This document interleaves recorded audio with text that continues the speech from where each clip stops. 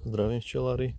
Dnes si ukážeme, ako liečíme my včelári, alebo diagnostikujeme a liečíme včely proti klieštikovi.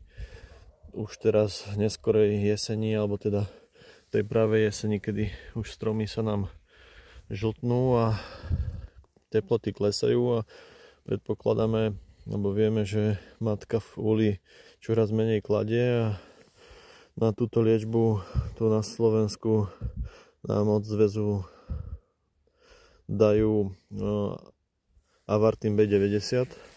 V Českej republike, čo mám včely, tak zväz dáva Varidol.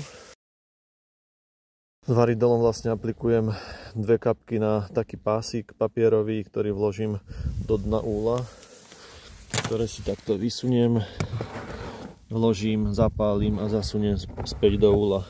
Dôležité je ucpať letáč alebo teda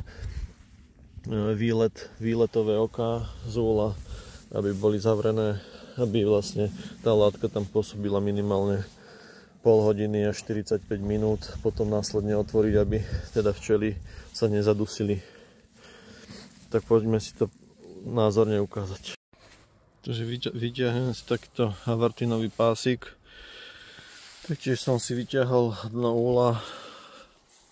Je dôležité mať teda rukavice, lebo je to chemikália, taktiež nejakú plechovú podložku, nech vám to neprepáli tú plastovú, to dno úla plastové, čiže si to treba zohnúť, spraviť z toho nejakú takú striežku, aby to dobre horelo a normálne vlastne zapáliť a vložiť do úla. Teraz vám trošku fučí, tak snad mi to neuletí.